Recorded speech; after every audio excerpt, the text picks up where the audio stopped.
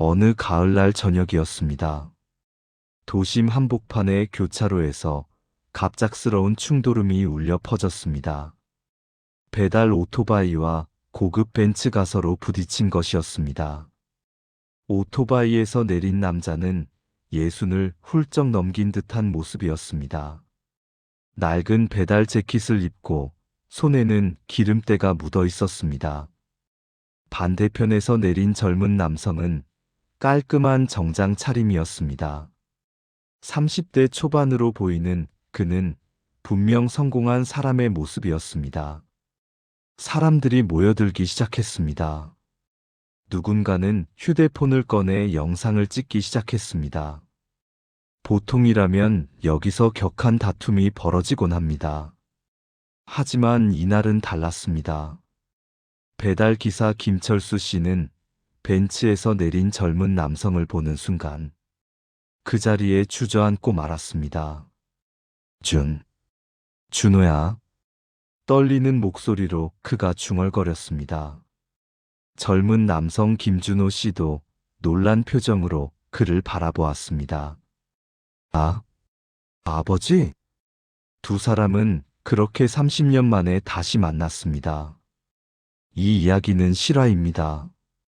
한 남자가 평생 짊어진 죄책감과 그리움의 무게, 그리고 버려졌다고 생각했던 아들이 품었던 분노와 상처, 그 모든 것이 한순간에 폭발한 날의 이야기입니다. 김철수 씨는 1965년생입니다. 가난한 농촌 마을에서 태어나 초등학교도 제대로 마치지 못했습니다. 15살 때부터 서울로 올라와 공사판을 전전했습니다. 25살이 되던 해 그는 한 여자를 만났습니다. 공장에서 일하던 그녀는 따뜻한 미소를 가진 사람이었습니다. 둘은 사랑에 빠졌습니다. 하지만 결혼은 쉽지 않았습니다. 철수 씨는 일용직 노동자였고 그녀의 부모는 결혼을 반대했습니다. 결국 둘은 도망치듯 작은 신혼집을 차렸습니다. 월세 15만 원짜리 반지하 단칸방이었습니다.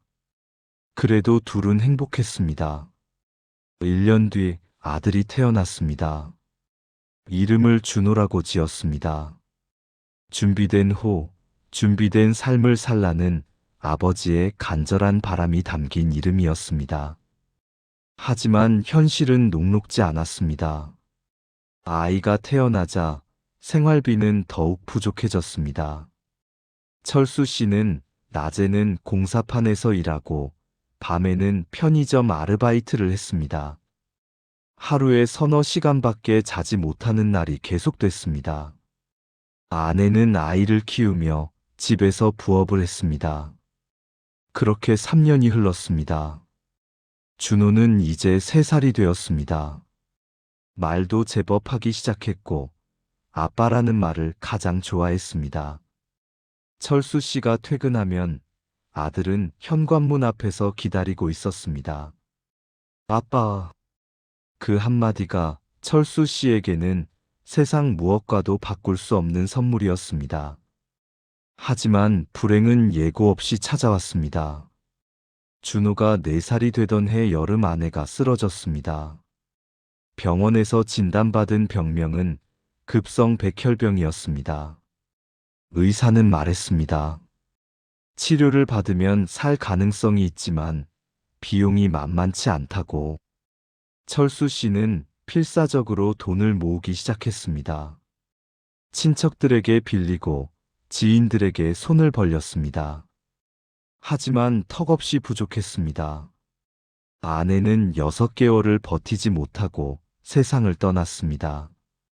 철수 씨는 그때부터 완전히 무너져 내렸습니다. 장례식장에서 4살짜리 준호는 엄마를 찾으며 울어댔습니다. 엄마 어디 갔어? 엄마. 철수 씨는 아들을 안고 함께 울었습니다. 그리고 다짐했습니다. 이 아이만큼은 반드시 잘 키워내겠다고. 하지만 현실은 다시 한번 그를 짓눌렀습니다. 아내가 없는 상황에서 아이를 돌보며 일하는 것은 불가능했습니다. 어린이집에 맡기려 해도 비용이 만만치 않았습니다. 철수 씨는 결국 일자리를 잃고 말았습니다. 아이를 혼자 두고 일을 나갈 수 없었기 때문입니다. 생활고는 점점 심해졌습니다. 냉장고는 텅 비었고 전기요금도 밀렸습니다. 어느 날 준호가 말했습니다. 아빠 배고파. 철수 씨는 그 말에 가슴이 찢어지는 것 같았습니다. 냉장고를 열어봤지만 먹일 것이 아무것도 없었습니다. 그날 밤 철수 씨는 창밖을 바라보며 생각했습니다. 이렇게 사는 것이 아이에게 정말 행복일까? 굶주리고 추위에 떨며 아버지의 무능함을 지켜보는 것이 과연 준호에게 좋은 일일까? 그는 결심했습니다. 차라리 아이를 더 나은 곳으로 보내는 것이 낫겠다고. 며칠을 고민한 끝에 철수 씨는 한 곳을 찾았습니다. 서울 외곽의 한 고아원이었습니다. 그곳은 운영이 잘 되고 아이들을 잘 돌봐준다는 소문이 있었습니다. 어느 추운 겨울날 새벽이었습니다. 철수 씨는 잠든 준호를 안고 고아원으로 향했습니다. 버스를 2번 갈아타고 1시간을 걸어갔습니다. 고아원 문 앞에 도착했을 때 동이 트기 시작했습니다. 철수 씨는 아들을 내려놓았습니다. 아직도 곤히 잠든 준호의 얼굴을 한참 바라보았습니다. 눈물이 멈추지 않았습니다. 그는 떨리는 손으로 편지 한 장을 꺼냈습니다. 미리 써둔 편지였습니다. 준호야, 아빠가 너를 제대로 돌보지 못해서 정말 미안하구나. 아빠는 너무 무능한 사람이야. 너에게 따뜻한 밥 한 끼 제대로 먹이지 못하는 아빠야. 여기는 너를 잘 돌봐줄 수 있는 곳이야. 아빠보다 훨씬 나은 곳이지. 여기서 건강하게 자라거라. 아빠는 언젠가 돈을 많이 벌어서 반드시 너를 다시 찾으러 올게. 그때까지 건강해야 한다. 사랑한다, 내 아들아. 철수 씨는 편지를 아들 옆에 놓고 고아원 문을 두드렸습니다. 그리고 재빨리 몸을 숨겼습니다. 문이 열리고 직원이 나왔습니다. 어머 아이가. 직원이 준호를 안아들었습니다. 철수 씨는 멀리서 그 모습을 지켜보았습니다. 아들이 안전하게 보호받는 것을 확인한 뒤에야 그는 돌아섰습니다. 발걸음은 무거웠습니다. 뒤돌아보고 싶은 마음을 억지로 참아야 했습니다. 그날 이후 철수 씨는 다시는 고아원에 가지 못했습니다. 가슴이 찢어질 것 같아서였습니다. 그는 자신에게 약속했습니다. 반드시 성공해서 아들을 다시 찾겠다고. 하지만 현실은 여전히 가혹했습니다. 철수 씨는 이곳저곳 일자리를 찾아다녔습니다. 공사판에서 일하고 식당에서 설거지를 했습니다. 택배 상하차 일도 했고 청소 일도 마다하지 않았습니다. 돈을 모으려고 악착같이 일했습니다. 하지만 생활비를 빼고 나면 남는 돈이 거의 없었습니다. 1년이 지나고 2년이 지났습니다. 철수 씨는 여전히 바닥을 벗어나지 못하고 있었습니다. 5년이 지났을 때 그는 깨달았습니다. 자신은 절대 성공할 수 없는 사람이라는 것을, 아들을 다시 찾아갈 자격이 없다는 것을. 그 깨달음은 그를 더욱 깊은 절망으로 밀어넣었습니다. 술을 마시기 시작했습니다. 일을 마치고 돌아오는 길에 값싼 소주 한 병을 사서 마셨습니다. 취하면 아들 생각이 덜 났습니다.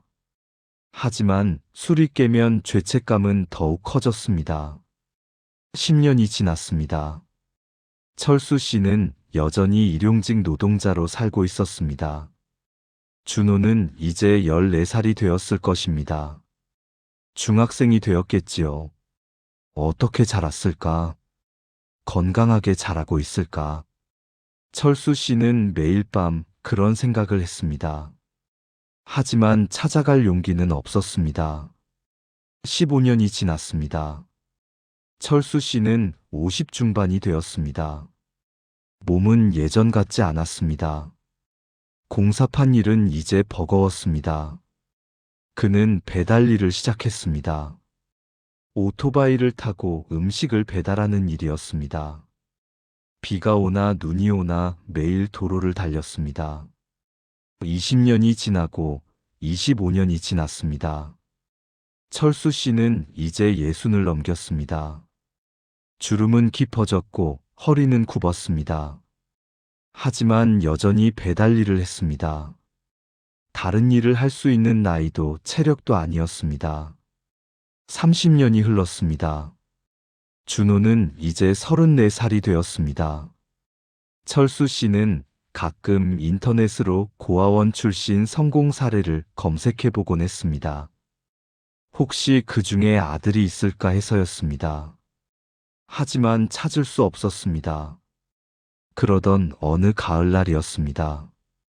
철수 씨는 평소처럼 배달 주문을 받았습니다. 강남의 한 고급 아파트였습니다. 오토바이를 타고 달리던 중 교차로에서 신호를 기다렸습니다. 옆에 고급 벤츠가 섰습니다. 신호가 바뀌었습니다. 철수 씨는 오토바이를 출발시켰습니다. 그때였습니다. 반대편에서 신호를 무시한 차량이 빠르게 돌진해 왔습니다. 철수 씨는 급하게 핸들을 꺾었습니다. 하지만 균형을 잃고 옆에 벤츠와 부딪히고 말았습니다. 쾅! 둔탁한 소리와 함께 두 차량이 멈춰섰습니다. 철수 씨는 오토바이에서 떨어졌습니다. 다행히 크게 다치지는 않았습니다. 하지만 문제가 있었습니다. 벤츠의 측면이 크게 찌그러져 있었습니다. 철수 씨는 절망했습니다. 저 차를 수리하려면 얼마나 들까? 아마도 수백만 원은 좋게 들 것입니다. 자신에게는 그런 돈이 없었습니다. 벤츠에서 젊은 남자가 내렸습니다. 30대 초반으로 보이는 그는 깔끔한 정장을 입고 있었습니다. 명품 시계가 손목에서 반짝였습니다. 철수 씨는 고개를 숙였습니다. 죄송합니다. 제가 말을 잇지 못했습니다. 젊은 남자가 다가왔습니다. 괜찮으세요? 다치신 데는? 목소리는 의외로 차분했습니다. 철수 씨는 고개를 들었습니다. 그리고 젊은 남자의 얼굴을 보는 순간 얼어붙었습니다. 그 얼굴. 30년 전 기억 속인의 살배기 아들의 얼굴. 그 얼굴이 어른이 되어 자신 앞에 서 있었습니다. 준호야? 철수 씨는 떨리는 목소리로 물었습니다. 젊은 남자가 놀란 표정을 지었습니다. 네? 제 이름을 어떻게? 철수 씨는 주머니에서 낡은 지갑을 꺼냈습니다. 거기에는 30년 전 찍은 사진 한 장이 있었습니다. 내 살배기 준호의 사진이었습니다. 이게 너야? 준호야? 준호는 사진을 보았습니다. 그리고 천천히 고개를 들었습니다. 당신이 설마 나야? 아빠야? 준호야? 철수 씨의 눈에서 눈물이 흘러내렸습니다. 준호는 한 걸음 뒤로 물러섰습니다. 얼굴이 굳어졌습니다. 아버지라고요? 목소리가 차갑게 식었습니다. 30년 전에 저를 고아원 문 앞에 버린 그 아버지? 철수 씨는 고개를 떨구었습니다. 미안하다. 정말 미안하다. 준호가 웃었습니다. 하지만 그 웃음에는 온기가 없었습니다. 미안하다고요? 30년 만에? 그의 목소리가 떨렸습니다. 전 매일 밤 울었어요. 엄마도 없는데 아빠마저 없다고. 다른 아이들은 부모가 찾아오는데 왜 저는 아무도 안 오냐고. 전 버려진 아이였어요. 당신 때문에. 철수 씨는 말을 잇지 못했습니다. 준호의 말은 계속됐습니다. 혹시 아세요?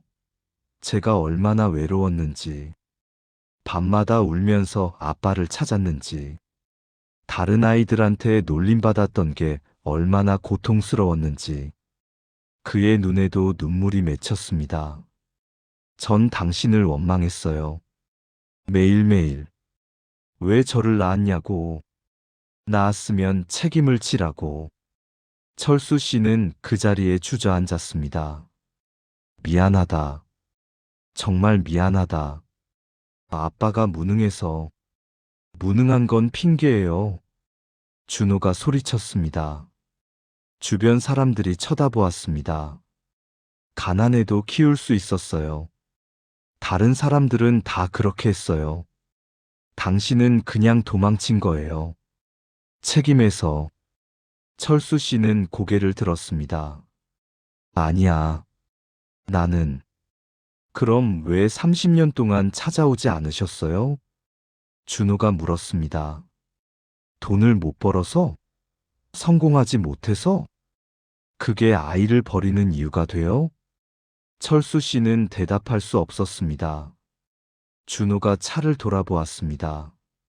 수리비는 제 보험으로 처리하겠습니다. 가세요. 차갑고 단호한 목소리였습니다. 준호야, 가시라고요. 준호는 더 이상 아버지를 쳐다보지도 않았습니다. 철수 씨는 비틀거리며 일어섰습니다. 오토바이에 올라탔습니다. 한 번 더 아들을 돌아보았습니다. 하지만 준호는 등을 돌리고 있었습니다. 철수 씨는 그렇게 그 자리를 떠났습니다. 그날 밤 철수 씨는 집에 돌아와 무너졌습니다. 30년 만에 만난 아들은 자신을 원망하고 있었습니다. 당연한 일이었습니다. 자신이 저지른 일을 생각하면 원망받아 마땅했습니다. 철수 씨는 그날 밤술을 마셨습니다. 평소보다 많이 마셨습니다. 취한 상태로 누워 천장을 바라보았습니다. 30년 전 그날이 떠올랐습니다. 고아원 문 앞에 아들을 두고 떠나던 그날. 정말 그것이 최선이었을까? 다시 돌아간다면 같은 선택을 할까? 대답은 명확했습니다. 아니요. 절대 그러지 않을 것입니다. 가난해도 함께 있었을 것입니다. 굶주려도 함께 버텼을 것입니다. 그것이 아버지가 할 일이었습니다. 하지만 이제 와서 후회해봤자 소용없었습니다. 시간은 되돌릴 수 없으니까요. 한편 준호도 그날 밤 잠을 이루지 못했습니다. 고급 아파트 거실에 앉아 창밖을 바라보았습니다. 30년 만에 만난 아버지. 그는 늙고 초라한 모습이었습니다. 배달 일을 하며 겨우 생계를 유지하는 것 같았습니다. 준호는 복잡한 감정이 들었습니다. 한편으로는 분노가 치솟았습니다. 어떻게 자식을 버릴 수 있는가? 그것도 고아원 문 앞에 두고 떠날 수 있는가? 하지만 다른 한편으로는 이상한 감정도 들었습니다. 아버지의 눈물. 그 진심 어린 사과. 그것이 거짓은 아닌 것 같았습니다. 준호는 자신의 과거를 떠올렸습니다. 고아원에서의 시절. 외롭고 힘들었던 나날들. 하지만 그곳에서 만난 좋은 사람들도 있었습니다. 특히 원장 선생님은 준호에게 큰 영향을 주었습니다. 공부를 열심히 하라고 격려했고 장학금을 받을 수 있도록 도와주었습니다. 준호는 열심히 공부했습니다. 고아원 아이라는 편견을 실력으로 극복하고 싶었습니다. 명문대에 입학했고 졸업 후 대기업에 취직했습니다. 능력을 인정받아 빠르게 승진했습니다. 지금은 임원의 자리에 있습니다. 경제적으로 성공했고 사회적 지위도 얻었습니다. 결혼도 했습니다. 아내는 착하고 현명한 사람이었습니다. 아이도 하나 있었습니다. 5살 된 딸이었습니다. 준호는 딸을 무척 사랑했습니다. 자신이 받지 못한 사랑을 딸에게 주고 싶었습니다. 그렇게 살아오면서 준호는 아버지에 대한 생각을 애써 지우려 했습니다. 없는 사람으로 치부하고 살아왔습니다. 하지만 오늘 다시 만나자 억눌렀던 감정이 폭발했습니다. 분노와 원망, 그리고 그 밑바닥에 깔린 그리움과 슬픔. 준호는 고개를 저었습니다. 아버지를 용서할 수 없다고 스스로에게 말했습니다. 며칠이 지났습니다. 철수 씨는 여전히 배달 일을 했습니다. 하지만 마음은 무너져 있었습니다. 일을 하면서도 자꾸 준호 생각이 났습니다. 그 차가운 눈빛, 원망 가득한 목소리, 그것들이 머릿속에서 떠나지 않았습니다. 어느 날 배달을 마치고 돌아오는 길이었습니다. 공원을 지나가다가 한 가족을 보았습니다. 아버지와 어머니, 그리고 5살쯤 돼 보이는 딸.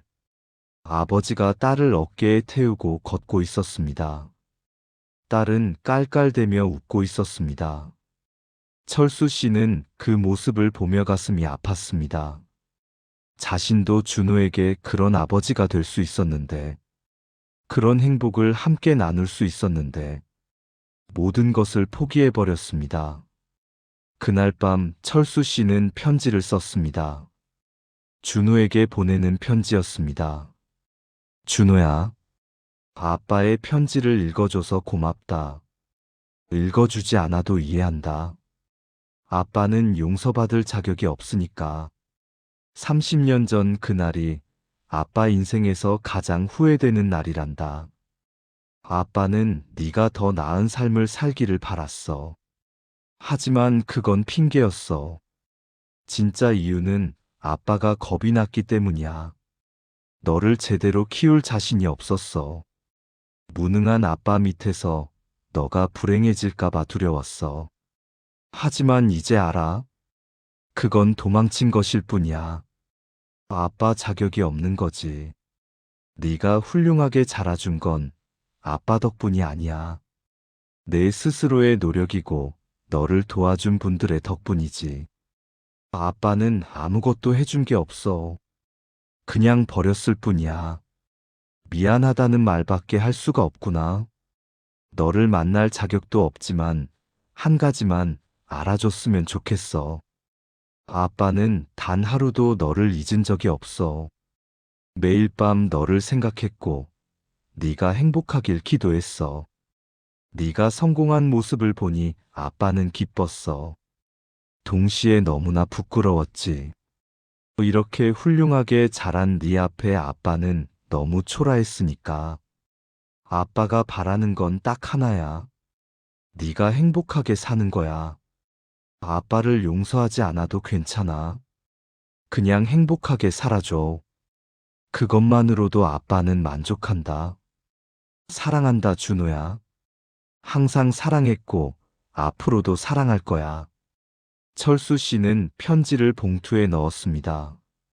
하지만 보낼 주소를 몰랐습니다. 그냥 책상 서랍에 넣어두었습니다. 한편 준호는 며칠 동안 계속 고민했습니다. 아버지와의 만남이 머릿속을 떠나지 않았습니다. 회사에서 일을 하면서도 자꾸 생각이 났습니다. 아내가 물었습니다. 요즘 무슨 일 있어요? 준호는 고민 끝에 아내에게 사실을 말했습니다. 30년 만에 아버지를 만났다고. 아내는 놀란 표정으로 들었습니다. 그래서 어떻게 했어요? 차갑게 대했어요. 화가 나서. 아내는 잠시 생각하더니 말했습니다. 당신 마음을 이해해요. 버려진 상처가 얼마나 컸겠어요. 하지만 한 가지만 물어볼게요. 당신은 그분을 정말 용서할 수 없나요? 준호는 대답하지 못했습니다. 아내가 계속 말했습니다. 우리 지민이 있잖아요. 5살. 만약 우리가 어쩔 수 없는 상황에 처한다면, 지민이를 포기해야 하는 상황이 온다면, 당신은 어떻게 하겠어요? 준호는 깜짝 놀랐습니다. 그건 상상도 할 수 없어요. 맞아요. 상상도 할 수 없죠. 아내가 준호의 손을 잡았습니다. 하지만 30년 전 당신 아버지는 그런 상황이었던 거예요. 아내를 잃고, 돈도 없고, 아이를 굶기고 있는 자신을 보며 얼마나 절망했을까요? 준호는 가만히 듣고 있었습니다. 물론 그게 정당화되는 건 아니에요. 당신이 받은 상처는 진짜예요. 하지만 아버지의 고통도 진짜였을 거예요. 한번 만나보는 게 어때요? 진짜 대화를 나눠보세요. 준호는 며칠을 더 고민했습니다. 그러던 어느 날 회사에서 보고를 받았습니다. 신입사원 중 한 명이 고아원 출신이라고 했습니다. 장학금을 받고 공부해서 입사했다고 했습니다. 준호는 그 직원을 불렀습니다. 젊은 여직원이 들어왔습니다. 부장님 찾으셨어요? 앉으세요. 편하게. 준호는 조심스럽게 물었습니다. 고아원 출신이라고 들었어요. 여직원이 잠시 당황했지만 고개를 끄덕였습니다. 네, 맞습니다. 힘들진 않았어요? 힘들었죠. 특히 어릴 때는. 여직원이 솔직하게 대답했습니다. 부모님에 대해선 어떻게 생각해요? 준호의 질문에 여직원은 잠시 생각했습니다. 처음엔 원망했어요. 왜 저를 버렸냐고. 하지만 이제는 이해해요. 분명 그분들도 어쩔 수 없었을 거예요. 만약 선택할 수 있었다면 절대 저를 보내지 않았겠죠. 여직원의 눈이 촉촉해졌습니다. 전 그분들을 용서했어요. 그리고 감사해요. 저를 낳아주신 것만으로도요. 덕분에 전 이렇게 살아있고 이렇게 일할 수 있으니까요. 준호는 그 말을 듣고 가슴이 뜨거워졌습니다. 혹시 찾아보려고 한 적은 없어요? 없어요. 굳이 찾고 싶지 않아요. 여직원이 미소를 지었습니다. 하지만 만약 그분들이 저를 찾는다면 기쁘게 만날 거예요. 그리고 말해줄 거예요. 괜찮다고, 잘 살았다고. 준호는 그날 밤 집에 돌아와 많은 생각을 했습니다. 자신은 어떤 사람이 되고 싶은가? 평생 원망을 품고 사는 사람인가? 아니면 용서하고 앞으로 나아가는 사람인가? 준호는 결심했습니다. 아버지를 다시 만나기로. 하지만 어디서 만날지 몰랐습니다. 그날 사고 현장이 어디였는지는 기억했습니다. 혹시 그 근처에서 배달 일을 하고 있을까? 준호는 며칠 동안 그 근처를 돌아다녔습니다. 퇴근 후 차를 몰고 이곳저곳을 살펴보았습니다. 일주일째 되는 날이었습니다. 한 식당 앞에서 배달 오토바이를 발견했습니다. 철수 씨의 오토바이였습니다. 준호는 차를 세우고 기다렸습니다. 잠시 후 철수 씨가 배달을 마치고 나왔습니다. 준호는 차에서 내렸습니다. 아버지. 철수 씨가 놀라 돌아보았습니다. 준호야? 네. 아버지. 두 사람은 마주 섰습니다. 침묵이 흘렀습니다. 준호가 먼저 입을 열었습니다. 이야기 좀 할 수 있을까요? 철수 씨는 고개를 끄덕였습니다. 그래. 물론이지. 둘은 근처 카페로 갔습니다. 조용한 구석자리에 앉았습니다. 준호가 커피를 주문했습니다. 철수 씨는 손을 떨며 커피잔을 잡았습니다. 아버지. 준호가 말을 시작했습니다. 전 지난 며칠 동안 많은 생각을 했어요. 왜 저를 버렸는지, 어떻게 그럴 수 있었는지. 철수 씨는 고개를 숙였습니다. 하지만 이제는 알 것 같아요. 준호의 말에 철수 씨가 고개를 들었습니다. 아버지도 힘들었겠죠. 어머니를 잃고 돈도 없고 일자리도 없는 상황에서 4살짜리 아이를 혼자 키운다는 게 얼마나 막막했을까요? 철수 씨의 눈에 눈물이 고였습니다. 준호야, 전 아버지를 원망했어요. 정말 많이. 준호가 계속 말했습니다. 하지만 이제 저도 아버지가 됐어요. 5살 된 딸이 있어요. 철수 씨가 놀란 표정을 지었습니다. 손녀가 있구나. 네. 지민이라고 해요. 준호가 휴대폰을 꺼내 사진을 보여주었습니다. 귀여운 여자아이가 웃고 있는 사진이었습니다. 철수 씨는 사진을 보며 눈물을 흘렸습니다. 예쁘구나. 정말 예쁘다. 그 아이를 키우면서 알았어요. 준호가 말했습니다.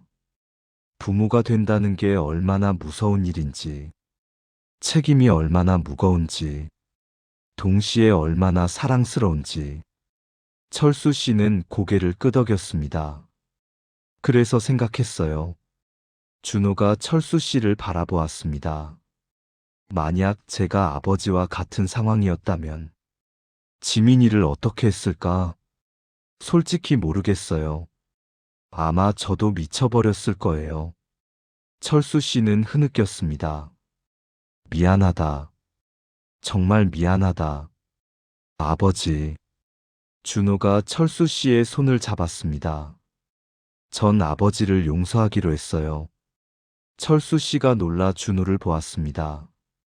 정말, 정말이냐? 네. 쉽지 않겠지만요. 준호가 미소를 지었습니다. 시간이 걸릴 거예요. 한 번에 될 순 없어요. 하지만 노력할게요. 그리고 아버지도 용서하세요. 스스로를요. 철수 씨는 목이 메었습니다. 고맙다. 정말 고맙다. 30년 동안 너무 무거웠어. 매일 밤 너를 생각하며 자책했어. 성공해서 너를 찾겠다고 다짐했지만 나는 끝내 성공하지 못했어. 그게 더 고통스러웠어. 준호가 고개를 저었습니다. 아버지는 성공하셨어요. 네. 철수 씨가 의아한 표정을 지었습니다. 저를 봐요. 전 잘 컸어요. 준호가 말했습니다. 좋은 교육을 받았고 좋은 사람들을 만났어요. 그리고 지금은 행복해요. 이게 다 아버지 덕분이에요. 무슨 소리냐? 내가 뭘? 아버지가 저를 고아원에 보내지 않았다면. 준호가 철수 씨의 말을 끊었습니다. 전 아마 제대로 자라지 못했을 거예요. 굶주리고 방치됐겠죠. 하지만 고아원에서 저는 보살핌을 받았어요. 공부할 기회도 얻었어요. 물론 외롭고 힘들었지만 그래도 살아남았어요. 그리고 여기까지 왔어요. 철수 씨는 고개를 저었습니다.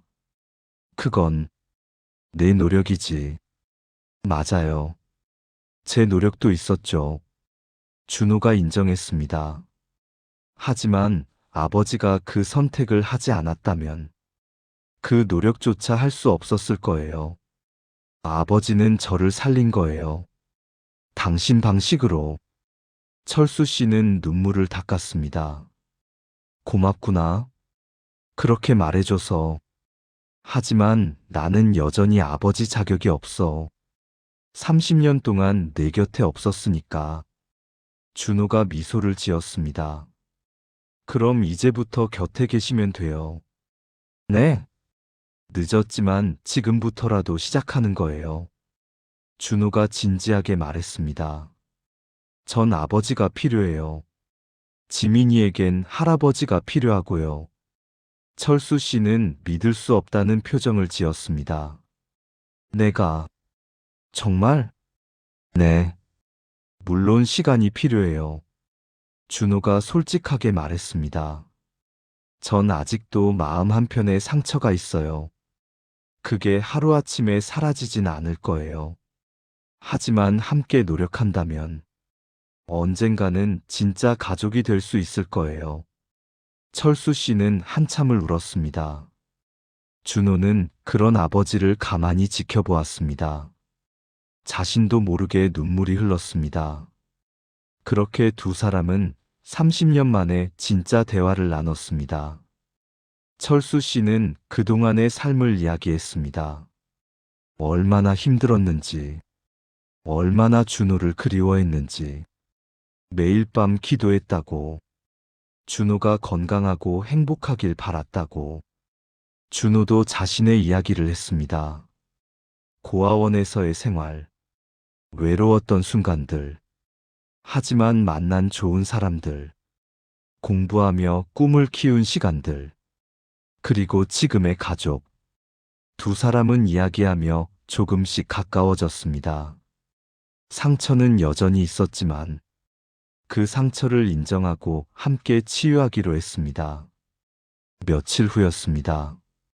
준호는 아내와 딸 지민이를 데리고 철수 씨를 만났습니다. 작은 식당에서의 만남이었습니다. 지민이는 처음 보는 할아버지가 낯설었습니다. 하지만 철수 씨가 사탕을 건네자 웃었습니다. 할아버지 안녕하세요. 그 말에 철수 씨는 또 눈물을 흘렸습니다. 안녕 지민아. 할아버지란다. 아내도 철수 씨를 따뜻하게 대했습니다. 아버님 뵙게 돼서 영광이에요. 아니야. 내가 영광이지. 식사를 하는 동안 지민이는 할아버지에게 물었습니다. 할아버지는 뭐 하세요? 할아버지는 배달을 한단다. 배달? 와, 멋있어요. 지민이의 순수한 반응에 모두가 웃었습니다. 철수 씨는 손녀를 보며 행복해했습니다. 할아버지 다음에 또 와요? 그럼. 또 올게. 그날 이후 철수 씨는 주말마다 준호의 집을 방문했습니다. 처음엔 어색했습니다. 30년의 공백을 쉽게 메울 순 없었습니다. 하지만 조금씩 가까워졌습니다. 철수 씨는 지민이와 놀아주었습니다. 공원에 함께 가고 그림책을 읽어주었습니다. 지민이는 할아버지를 좋아했습니다. 할아버지 또 와요. 철수 씨는 그 말이 세상에서 가장 행복한 말이었습니다. 준호는 아버지를 보며 복잡한 감정을 느꼈습니다. 여전히 가끔은 과거가 아팠습니다. 어릴 적 외로웠던 기억이 떠올랐습니다. 하지만 동시에 지금의 모습도 보였습니다. 손녀를 사랑하는 할아버지의 모습, 늦었지만 최선을 다하는 아버지의 모습. 그것을 보며 준호는 조금씩 마음을 열었습니다. 어느 날 준호가 물었습니다. 아버지 혹시 요즘도 배달 일 하세요? 응. 그래야 먹고 사니까. 철수 씨가 쓸쓸하게 웃었습니다. 아버지 나이에 그 일은 너무 힘드시잖아요. 괜찮아. 익숙해. 준호는 며칠을 고민했습니다. 그리고 아버지께 제안했습니다. 아버지, 우리 집 근처 경비일 자리가 있어요. 시간도 규칙적이고 훨씬 편한 일이에요. 관심 있으세요? 철수 씨는 놀랐습니다. 그런 일을 내가? 왜 안 돼요? 할 수 있어요. 준호가 단호하게 말했습니다. 제가 추천해 드릴게요. 철수 씨는 잠시 망설였습니다. 아들 덕을 보는 건 아버지. 준호가 철수 씨를 바라보았습니다. 이제 덕 좀 보세요. 30년 동안 충분히 고생하셨어요. 철수 씨는 결국 고개를 끄덕였습니다. 고맙다. 정말 고맙다.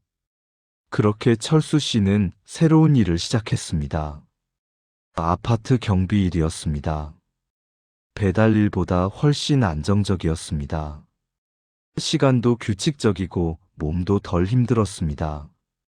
무엇보다 좋은 점은 손녀를 자주 볼 수 있다는 것이었습니다. 지민이가 학교 갔다 오면 할아버지가 기다리고 있었습니다. 할아버지, 우리 지민이 왔구나. 그렇게 1년이 흘렀습니다. 철수 씨와 준호의 관계는 많이 좋아졌습니다. 물론 완벽하지는 않았습니다. 가끔 준호는 여전히 마음이 아팠습니다. 어릴 적 기억이 떠오르면 가슴이 답답했습니다. 하지만 그럴 때마다 노력했습니다. 과거가 아닌 현재를 보려고, 아버지의 노력을 인정하려고. 철수 씨도 마찬가지였습니다. 여전히 죄책감에 시달렸습니다. 밤에 잠을 이루지 못할 때도 있었습니다. 30년 전 그날의 기억이 악몽처럼 찾아왔습니다. 하지만 그럴 때마다 준호의 말을 떠올렸습니다. 스스로를 용서하라는 말, 그리고 지금을 살라는 말. 어느 겨울날이었습니다. 준호의 집에 모두 모였습니다. 크리스마스를 함께 보내기로 했습니다. 아내가 준비한 음식이 식탁에 가득했습니다. 지민이는 산타 모자를 쓰고 신났습니다. 할아버지도 모자 쓰세요. 철수 씨는 웃으며 모자를 받아 썼습니다. 모두 함께 식사를 했습니다. 대화하고 웃으며 시간을 보냈습니다. 식사 후 거실에 앉았습니다. 지민이가 할아버지에게 물었습니다. 할아버지 옛날 이야기 해주세요. 철수 씨는 준호를 보았습니다. 준호가 고개를 끄덕였습니다. 응, 할아버지가 젊었을 때는. 철수 씨가 이야기를 시작했습니다. 어릴 적 시골에서의 이야기, 서울에 처음 왔을 때의 이야기. 지민이는 반짝이는 눈으로 들었습니다. 준호는 그런 모습을 보며 미소를 지었습니다. 아내가 준호의 손을 잡았습니다. 잘했어요. 그녀가 속삭였습니다. 아버지를 용서한 거. 준호는 고개를 끄덕였습니다. 아직도 가끔은 힘들어요. 하지만 후회하진 않아요. 저도요. 철수 씨가 말했습니다. 두 사람이 놀라 그를 보았습니다. 들렸어요? 응, 다 들렸어. 철수 씨가 웃었습니다. 나도 아직 가끔 힘들어. 과거가 나를 괴롭혀. 하지만 이제는 알아. 과거를 바꿀 순 없지만 현재는 바꿀 수 있다는 걸. 준호가 고개를 끄덕였습니다. 맞아요, 아버지. 우리 모두 노력하는 거예요. 그날 밤 모두 함께 크리스마스 캐럴을 불렀습니다. 지민이의 맑은 목소리, 아내의 따뜻한 목소리, 준호의 차분한 목소리, 그리고 철수 씨의 떨리는 목소리. 네 사람의 목소리가 하나로 어우러졌습니다. 철수 씨는 그 순간을 평생 잊지 못할 것입니다. 30년 만에 다시 가족이 된 순간. 늦었지만 찾아온 행복의 순간. 그리고 시간이 더 흘렀습니다. 2년째 되는 해였습니다. 지민이는 이제 초등학생이 되었습니다. 할아버지는 매일 학교 앞에서 손녀를 기다렸습니다. 준호는 직장에서 더욱 승진했습니다. 하지만 여전히 주말은 가족과 함께 보냈습니다.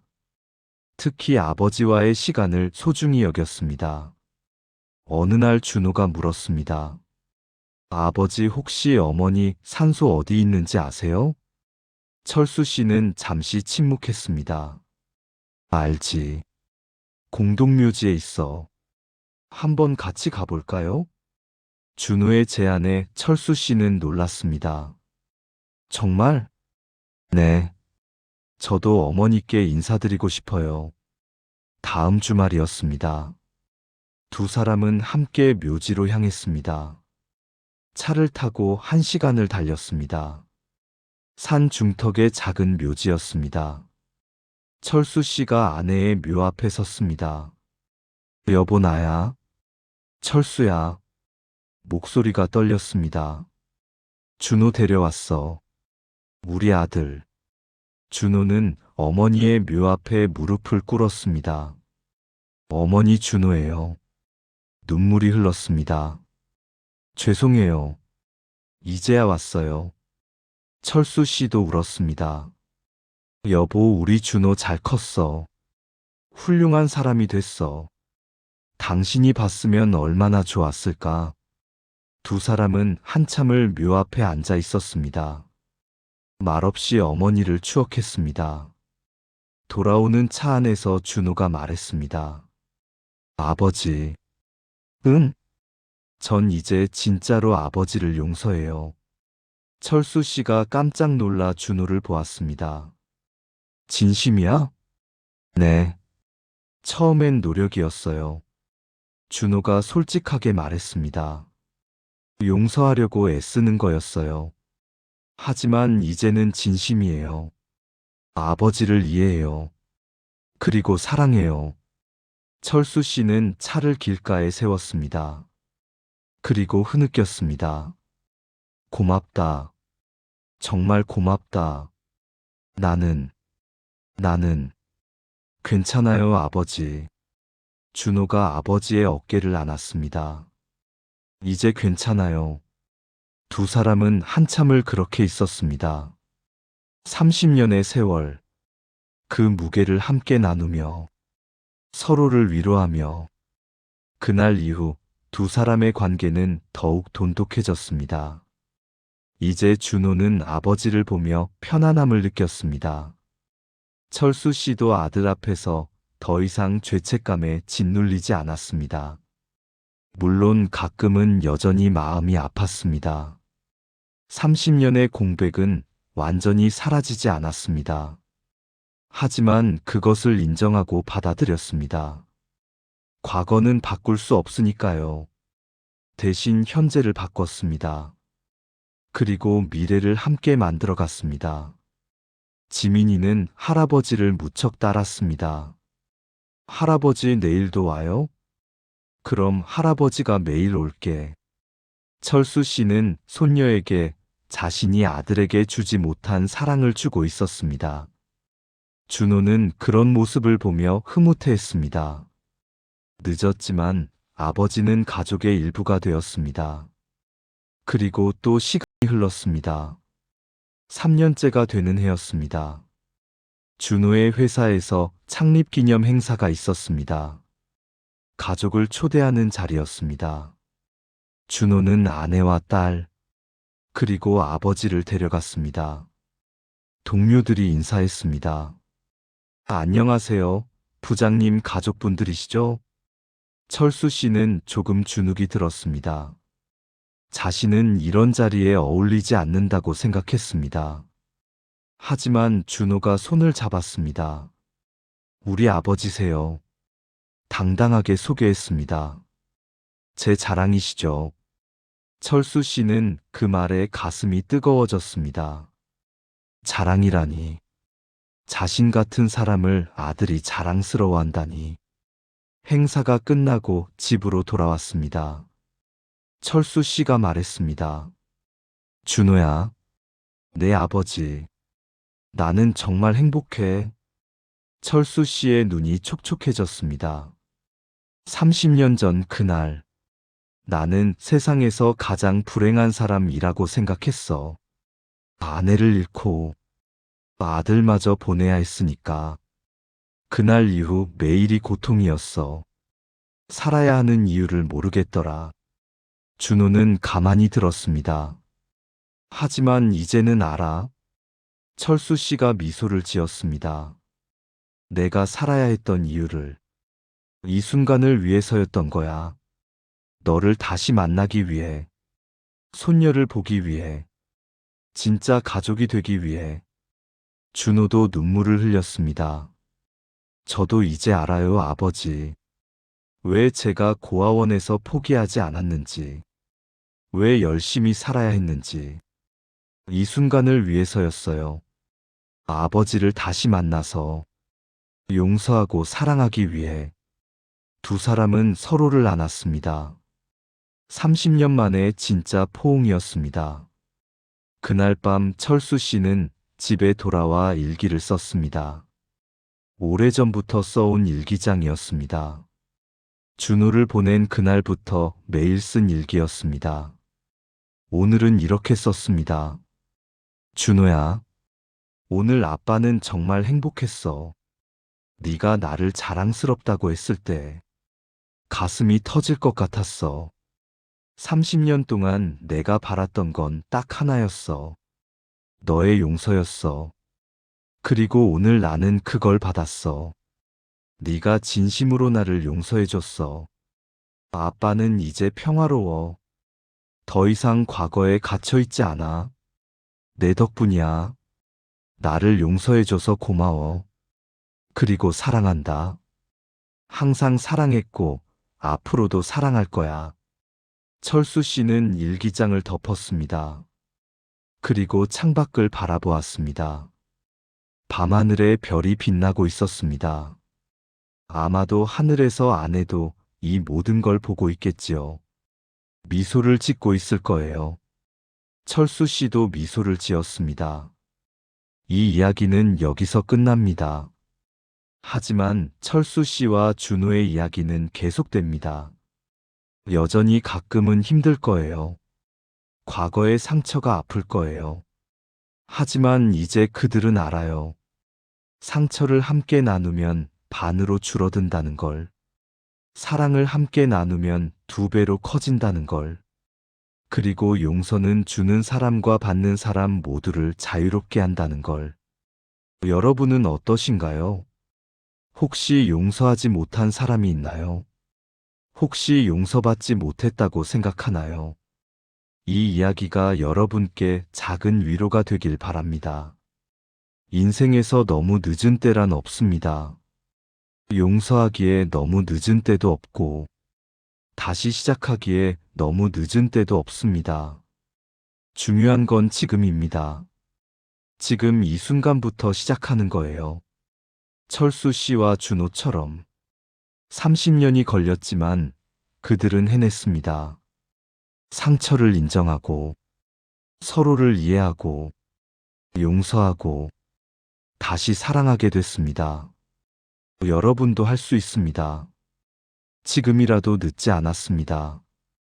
용서는 약한 것이 아닙니다. 용서는 가장 강한 힘입니다. 자신을 자유롭게 하는 힘입니다. 그리고 새로운 시작을 여는 열쇠입니다. 오늘 이 이야기를 들으신 여러분, 혹시 떠오르는 사람이 있나요? 용서하고 싶은 사람, 용서받고 싶은 사람, 이해하고 싶은 사람, 다시 사랑하고 싶은 사람. 그렇다면 지금 바로 용기를 내보세요. 한 걸음만 다가가 보세요. 한마디만 건네보세요.